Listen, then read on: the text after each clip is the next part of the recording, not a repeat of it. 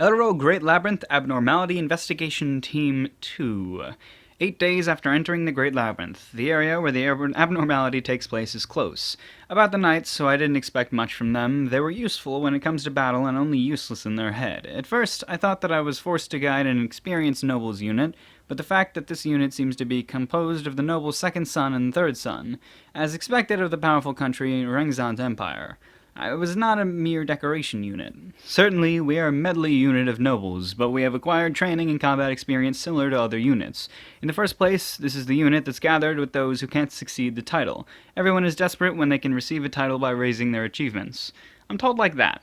Although they still have their former noble's arrogance, they seem to have experienced a lot of battles, so they seem to have flexible correspondence unexpectedly.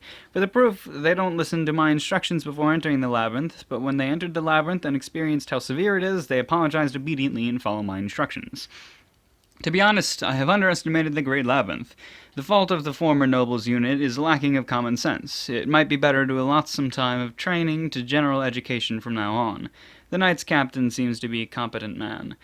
Although it's a nice miscalculation that the knights are useful, I can't stop the unpleasant feeling in me. Although I'm sure that we haven't reached the area where the report was raised, the number of monsters is more than unusual. Although there's no casualty at present, there are some who got wounded. It's not a problem because there's a treatment technique user, but the scary part of the Great Labyrinth is you don't know what's going to happen. We have brought a large amount of antidotes, and there are knights who acquired the poison resistance in the continuous battles. I think that it won't become a dangerous situation quick, but still, I have an unpleasant feeling. Is there even a queen somewhere here? It's not impossible. The Terratect hunting is popular on the other side, means that the queen has laid the eggs. In other words, it came to the upper layer. Queen Terratect is an over-S moving calamity. The only one was killed by the Hero-sama long ago, together with a large enemy in exchange of their lives and the subjugation reward of the Queen Terratect. Subjugation record of the Queen Terratect. Even if I exclude that one, there are still 5 of them in this world, and one of them settles in this great labyrinth.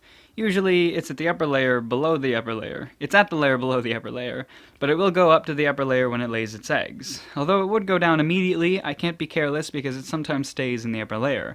I think that it's not there, but if we met such a thing, no matter how many lives we have, it won't be enough. I guess we should avoid large passages that the queen seems to be able to pass. Another thing that's in mind is the area where the abnormality takes place is at the entrance to the middle layer. If I think... yeah. It's where Kumo is. If I think reasonably, it might be a powerful monster that came from the middle layer and chased those guys who originally inhabit there. However, is there such a powerful monster in the middle layer?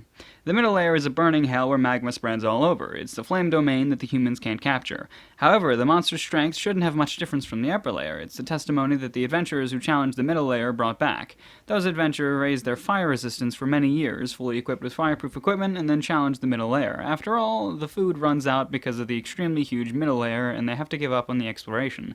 However, they became the first adventurers who returned alive from the Great Labyrinth middle layer. It's said that the Great Labyrinth consists of upper layer, middle layer, and lower layer. Isn't there more than that? There are several huge holes in the upper layer that connect to the lower layer. Although there were adventurers who went down to the hole, most of them didn't come back. The small number of adventurers who came back testified that there's a frightening amount of monsters above C rank in there. It's said that the queen makes the lower layer as its base. Although this is an urban legend, it's said that there's even a layer under that's called the bottom layer. There it is. Although it can't be confirmed whether it's true or not, if they don't approach purposely, the lower layer and even the lower... the lower layer and the even lower layer are unrelated. Or this time's abnormality is maybe something came to the middle layer from the lower layer and crawled out. I have such foolish, wild ideas. He's kinda right. She started in the upper layer, then fell to the lower layer, then went to the middle layer to cut through all the way to the upper layer. Today, I think that we should rest around here once. What do you think? I think it's good. If it's the outside, it's the time when it gets dark. The time in the labyrinth gets out of order, you know, the time, well, like that. Whatever. Well, if you enter and exit the labyrinth for a long time when you're a kid, you will get used to it eventually. Guides are like that. I see. The guides are terrific people, more than I thought. It's not like that. If it's the direct combat ability, Night-san is way superior. In short, the right person is in the right place. We are specialized in getting out from the labyrinth. Night-san is specialized in fighting. It's like that.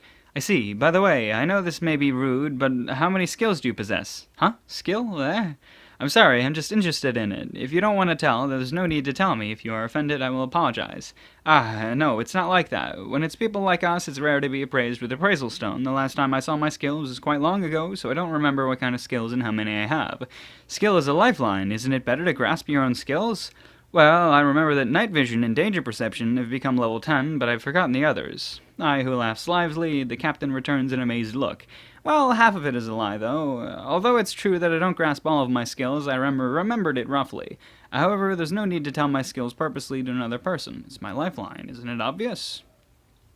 I like this guy. I like this middle-aged man, middle-aged guide fellow. He's cool.